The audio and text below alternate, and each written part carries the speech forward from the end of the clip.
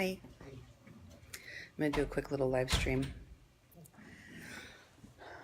Give people an update on what we're going to do today and what we're going to do with our show.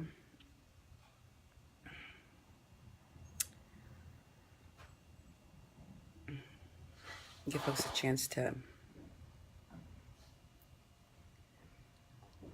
Hi, folks. I'm still in Tijuana. Still here. Waiting for Oscar right now. He's headed over here. Hey, Nemo. Hope everything is good at the station right now. Hi. Just waiting for Oscar now. We're going to go out and do, hopefully, some amazing work today, just like yesterday. I just wanted to answer some questions for folks. I know that Oscar gave you like a little summary of what we did last night. So I wanted to let you know what's going on with me. Tomorrow, I will be presenting at the conference, the Association of Borderland Studies Conference. As you all know, I went there with my husband and Melinda Oporto and Amy Sutton were also invited, and they were kind enough to show up as citizens of San Diego to ask questions, which we all thought that's what this was for, so that we could learn and ask questions about what was being presented there. And so I just had a call with her this morning. She's still pretty rattled by what happened, since we only got to ask, like, the whole room of people only got to ask like 6 questions total. And I was part of the first round of questions, which I think was like 4 questions. And then Amy got to ask a question, and she asked Nicole Ramos about her working, doing legal advising here in Mexico, and asked her if she had a license to do that, or if she had the right to do that. And she said, point blank, I'm not doing that. All I do is give know your rights training. That's all I do. I thought it was a brilliant question to put her on the spot with, once again, because as you know, yesterday we have evidence, we have contract that was happening. And when we were at the pastor's place, he primarily wanted us to interview these girls that knew about Nicolas and Sebastian, the guy that kidnapped people and was children among them, and was offering to cross them into the United States in exchange for sex. So we did those interviews first, but I really wanted to interview someone that had gotten legal advice from Al Otro Lado.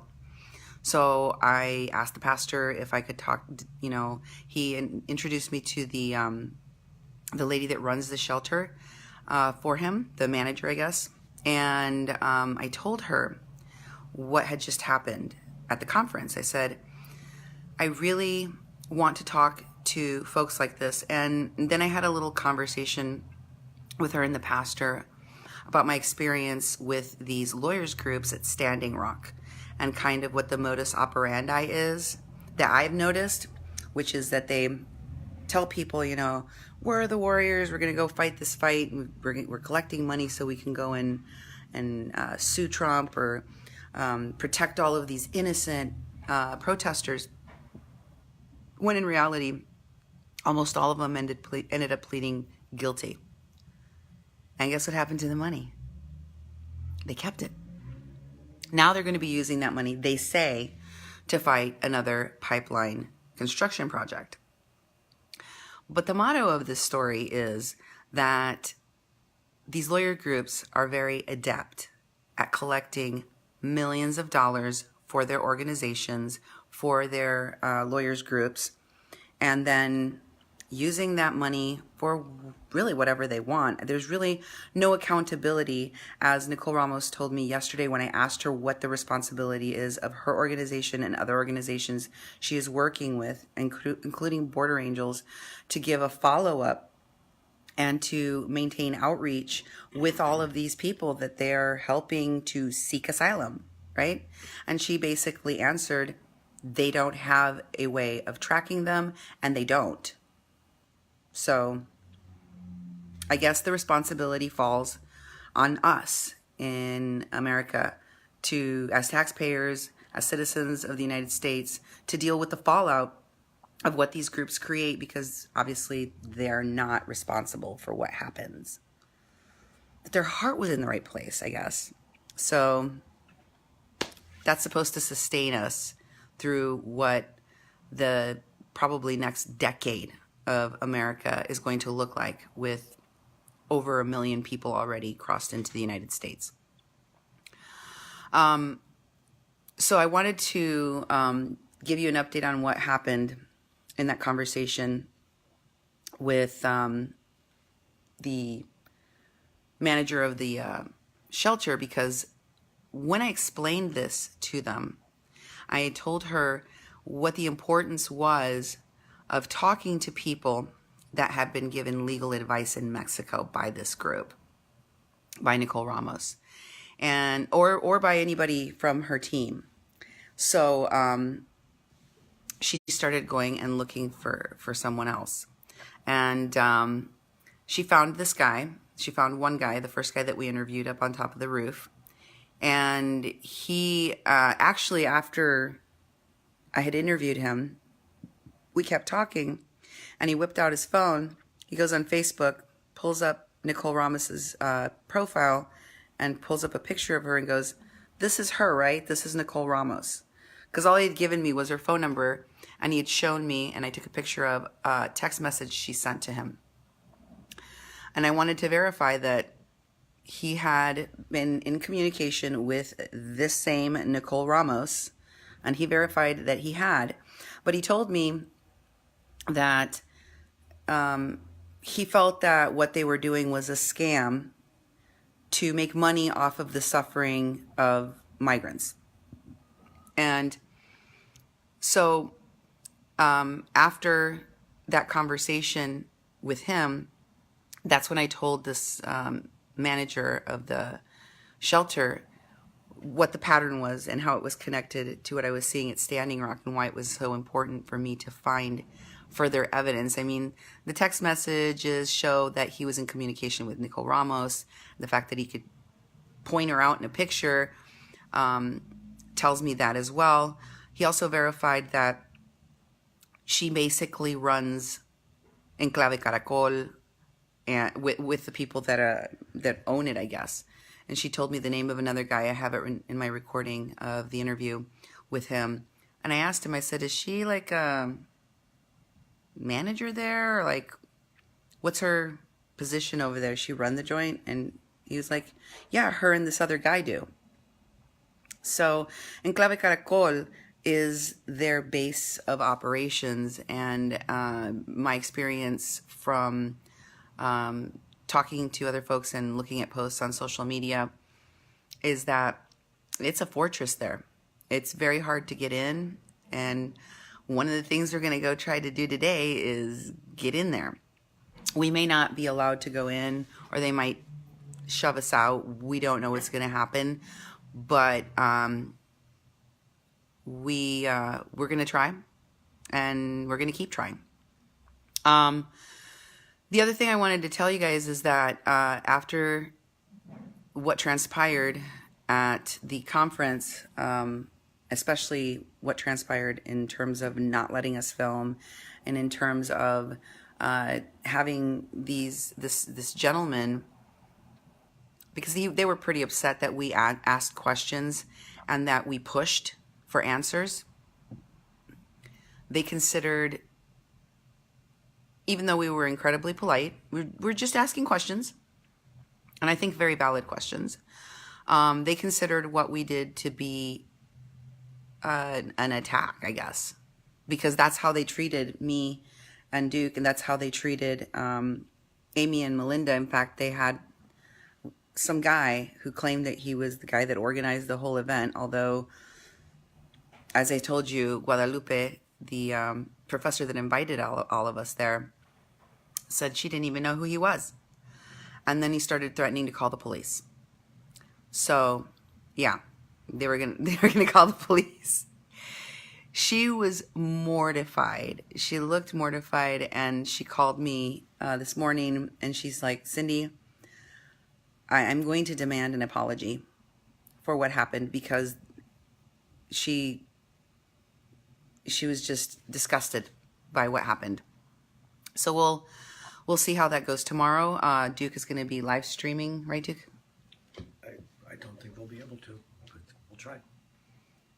They have to let us, because No, there's no Wi-Fi, but we'll see. Oh yeah, I'll be able to record it on a video.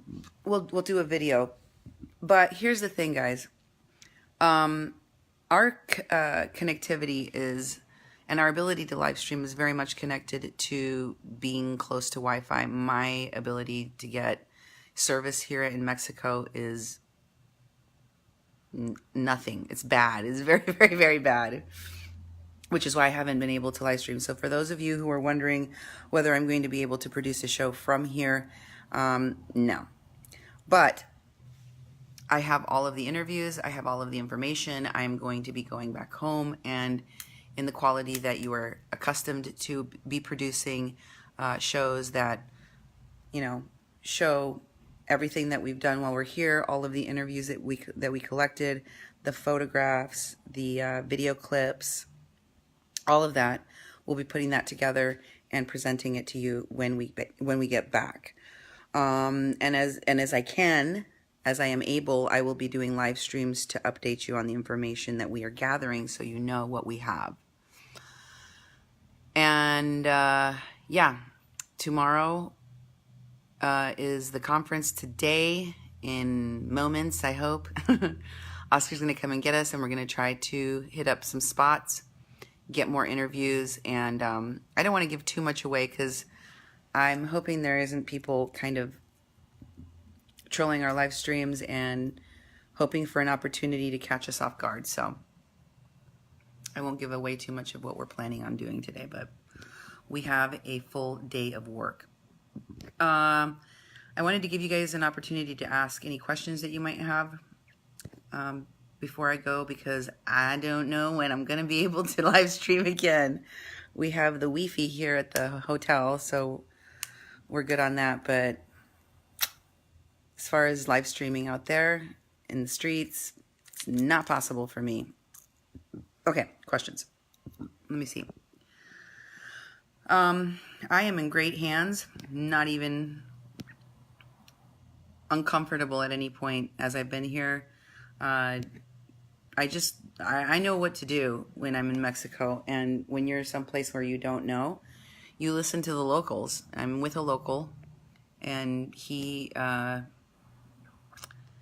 keeping us very safe, but he's also showing us what's really going on. And last night when he took us to the border and I interviewed Alejandro Gomez, he had an amazing story about, how easy it is to cross the border, the facility with which people can cross the border, especially in the location that he was at. And now looks like they are turning the lights off so that people can cross under the cover of darkness and nobody will see them. I'm not sure where the current caravan is right now. What I can tell you is that I have seen kind of a circling of the wagons in regard to Pueblos Sin Fronteras, Al Otro Lado, and the groups they're connected to, in the form of partnerships, press coverage. I just saw that Alex Mensing recently, in the last couple of days, had posted that that the National Lawyers Guild had put together a delegation to, I don't know, give support to Al Otro Lado and Pueblos Sin Fronteras and organizations that are working with them. They're uncomfortable right now. More and more people are becoming painfully aware that what they're doing is horrible for Mexico, for this country, and that it's completely irresponsible.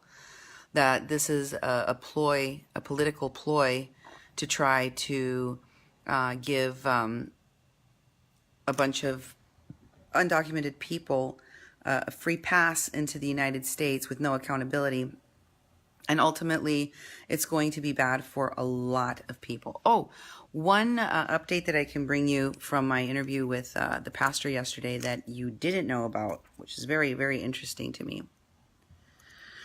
When I interviewed the mother of Jenny, one of the girls that was kidnapped from the shelter, you may recall that I interviewed her mother in Honduras. I was given the number for her stepfather. And when he answered the phone, I mispronounced her middle name. I was off by a letter or something, and rather than correcting me and saying, "Oh, you meant to say this. Yes, that's my stepdaughter," he was like, "Nope, nobody here by that name." And I was like, "Excuse me?" The pastor at his shelter where this young lady was at gave me this information and said that this was her stepfather's number. You don't know anyone by this name? And he was like, "Well, we have a child by the name of, this." And like I said, it was the middle name only that I messed up. I must have misheard it when the pastor gave it to me. And I thought that was just bizarre. I thought it was bizarre, especially given the fact that this is a child that left in a caravan, that she's a minor, that she's a girl traveling by herself, that, you're in a different country and a reporter is calling you from the United States. That, they might be like concerned or like, "Oh, sure, yes, that's our girl. You said her middle name a little bit wrong, but that's her. What's going on with her?" But it was not like that. It was kind of weird. And then, when I pressed him further, he's like, "Yeah, we have someone by this name." And I said, "Okay, can I talk to you?" Before I even got through my question, he said, I'm getting the girl. She can talk about it further." The girl turned out to be his wife. So I'm telling you all of this weird exchange because when I talked to the pastor yesterday, I had not talked to him about the interview. He hadn't had time, I guess, to hear my show about it. And when I called him, he put me on the phone with the Attorney General that specializes in human trafficking, so that he could get my report about the interview with the mom. And he was there with the pastor, I'm assuming, investigating what happened to this girl. So he never got to hear the story. And he said, "So you interviewed the mom. What did she say?" And I told him the whole thing. And I felt like he was waiting, he was waiting for that shoe to drop, and it never dropped. And I was reflecting as I was explaining what we discussed on how nonchalant she was about her daughter leaving in a caravan, and that I had asked her, like, weren't you worried for her? Weren't you scared for her? And she gave me this answer that just seemed, as a mother, it seemed bizarre to me. I'm in constant contact with my kids back home right now, and they're adults, 26 and 21. I'm still worried about them. But this woman just didn't seem that worried about her child. And then the pastor explained. He says, Cindy, did she talk about the stepdad? And I said, no. And he said, did she tell you the real reason why her daughter left? And I said, no. But, because he asked me about the stepfather, I was like, uh-oh.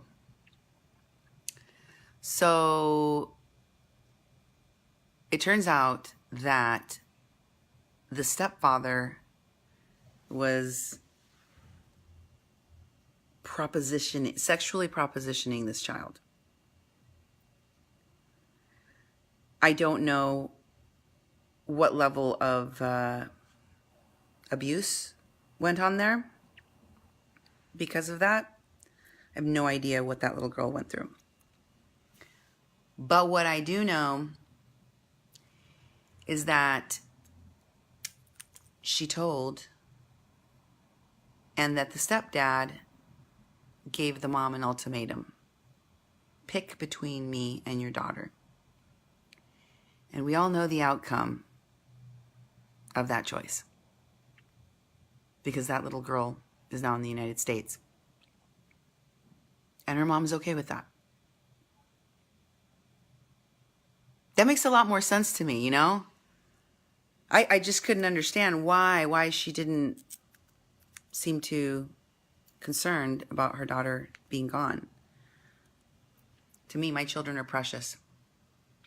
My children are precious. They're the most important thing in the world to me. And I have a hard time understanding how someone could be okay with their child who's obviously being sexually propositioned or molested by the man that you're living with and not protect that child.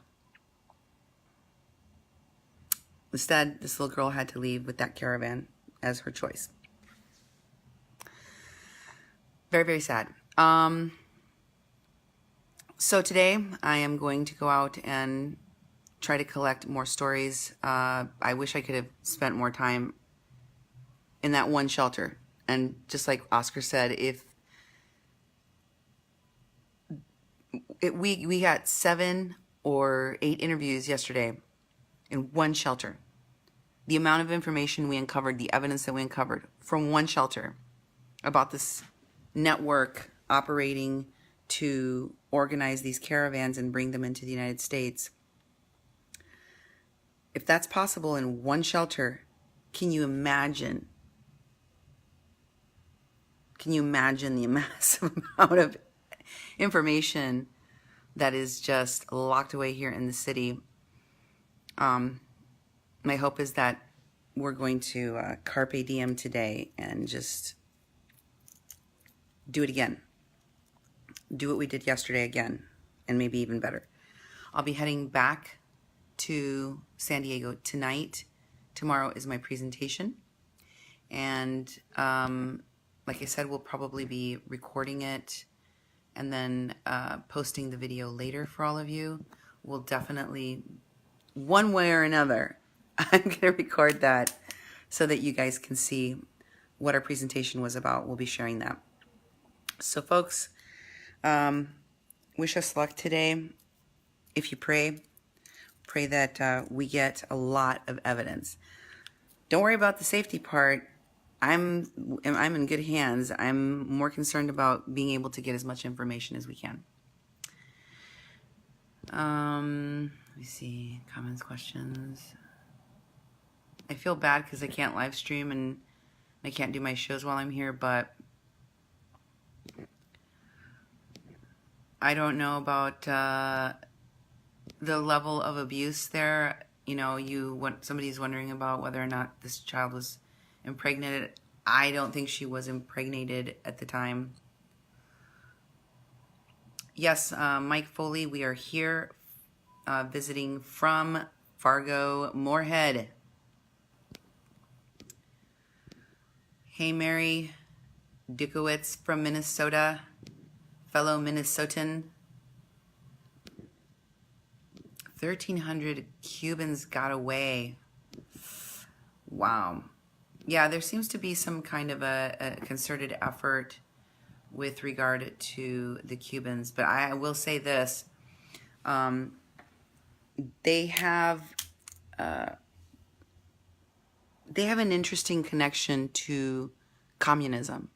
Don't forget that. And Russia. And there's families, Cuban families, communist families, right? Russians that are supporting, financially backing this Cuban migration. And that's all I'm going to say about that. You know, think about it. Because it's important to think about. And don't forget, I made Nicole Ramos acknowledge yesterday that there are certain people, certain ethnicities, certain groups that have more success in requesting asylum than Central Americans and Mexicans. Okay? That's a known fact. Even she had to admit that I was correct. So, with all of these Africans that you're seeing, they have a better chance at requesting asylum in the United States than Central Americans and Mexicans do. Just a fact. And because they have a higher success rate, it's almost incentivizing people that know that they have a higher success rate to try to cross right now, because caravans. In Mexico, here in Tijuana, for example, this is a huge problem. Why? Because the Africans cannot go to their consulate here in Tijuana to request asylum, passage into the United States. So what do they have to do? They have to go all the way back to Mexico City. There's no place for them to go here. So they're stuck here. They're not going to go all the way back to Mexico City. A lot of these people can't afford to do that. So what happens when Africans get to the United States? We're talking about the difference between deporting a Mexican over the border. What is the cost of that to the United States versus sending someone to Africa? Or sending someone anywhere else other than right across the border. It's going to be huge. It's going to be huge. So this is going to present a new problem for immigration officials and authorities. I don't know, Earl, your question about are they from any particular religions? Here's what I can tell you about that question.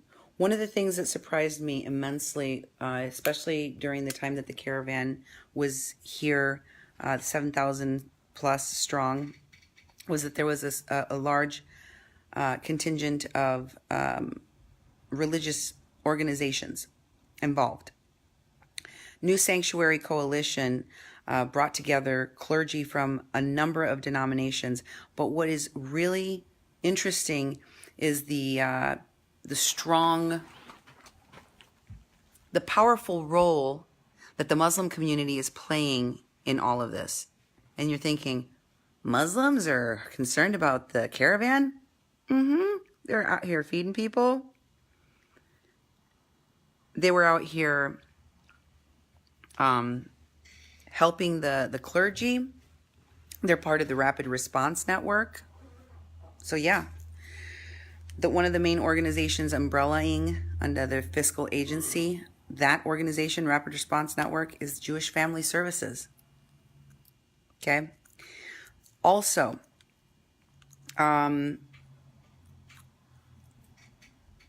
there is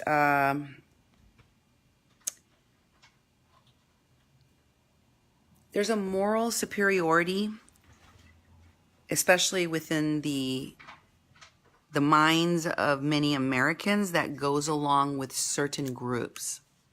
I've tried to explain this on my show before because there's veterans, for example, that showed up at Standing Rock. There was a group of clergy that showed up at Standing Rock.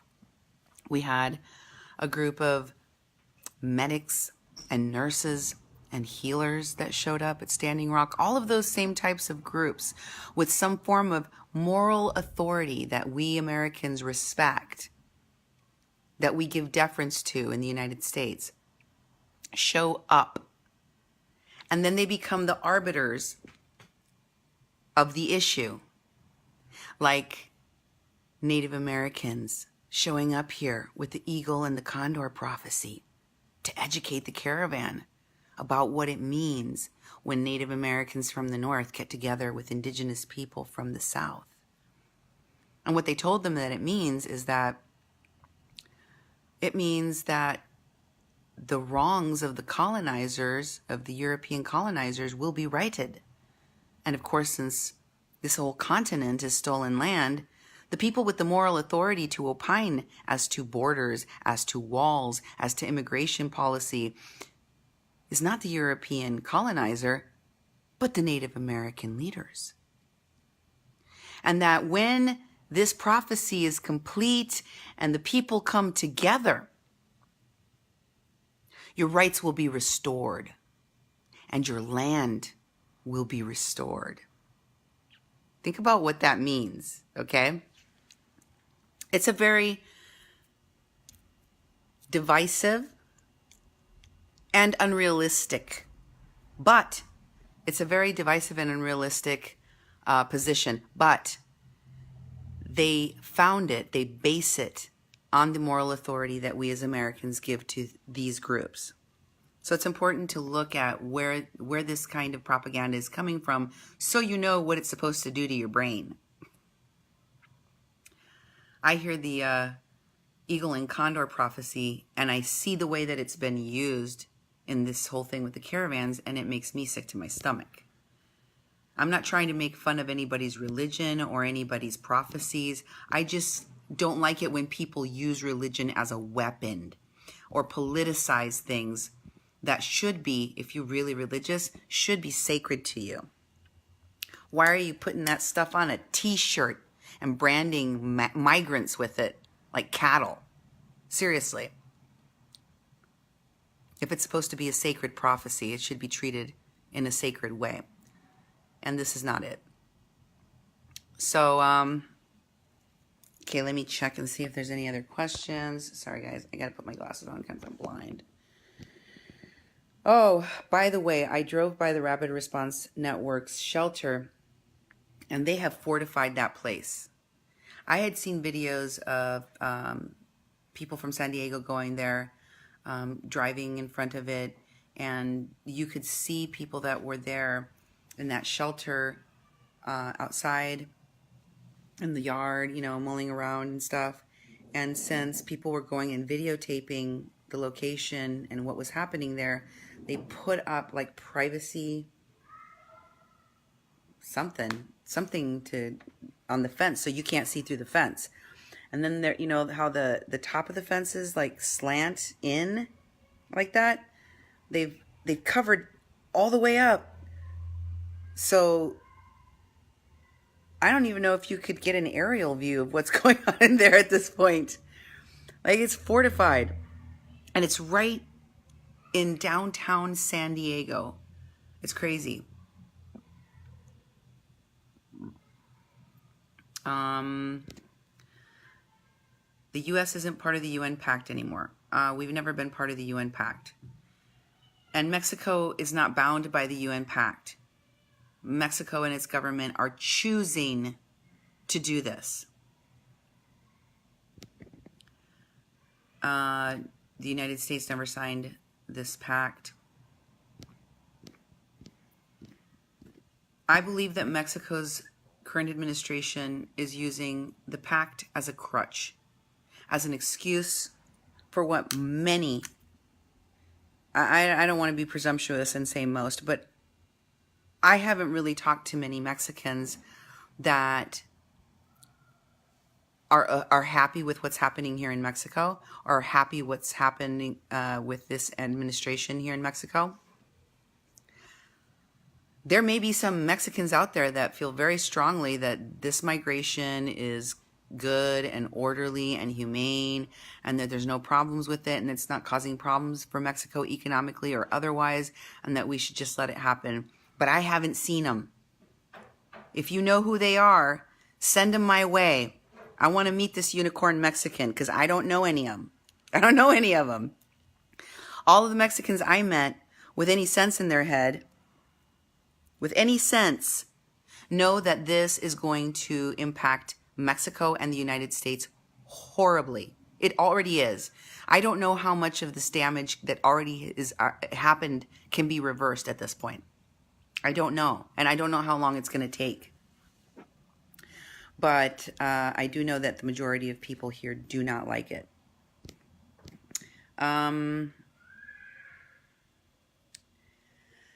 No, I don't know about what happened at the U.S. Southern Mexico border last night. Obama was in the UN pact. No, Obama was signaling that he was interested in the pact, that he, I don't want to say liked, but that he agreed with the especially with the part about migrant rights, the right to migrate, which is, you know, central to the pact, but he did not sign it. We've never signed that pact. The question I have, not just for Mexico's administration, but also for Trump's administration, is how much damage are you going to allow? At some point, it feels like a lot of this is being allowed to happen unnecessarily because it behooves someone financially, politically. And all I know is that as American citizens, we're the one, as taxpayers, we're the ones that are going to be footing the bill and cleaning up the mess. I don't care who's in office. I want someone to do the right thing by these people, by our country, and by our neighbors. I'm sitting here in Mexico right now, being treated to the hospitality of a Mexican, just like the people in this caravan were. And it's just not right. It's not right what's happening here. If you're here, you see the immense need of the people right here in Tijuana. How's that not supposed to make people angry? This isn't something new. This is an ongoing problem in Mexico. Extreme violence, extreme poverty, an extreme lack of resources, especially from the federal government. So this is only exacerbating a problem that Mexicans already know. It's very hard for people here, for Mexicans here, to hear that the people in the caravan are saying to Mexican reporters and Mexican people, I'm fleeing poverty. Well, what the hell do you think is going on here in Mexico? You're fleeing poverty? That gives you a right to an asylum claim? I don't think so. We're fleeing gang violence. Have you heard of the Mexican cartels? I have a question for you. Have you heard about the violence here in Mexico? Here in Tijuana, one of the most violent cities in the world, if not the most. Because it's falling on deaf ears here. Okay, guys. I think I'm going to wrap it up because we're going to have to head out here pretty soon. What do you think, Duke? Ready to go? Okay, guys. I'm going to end the live stream, and I just unplugged myself. That's why I don't have a plug-in. Okay, sorry guys. I'm going to have to go and get ready for the day. I'll check in with you guys later and let you know what's going on, give you an update. Bye.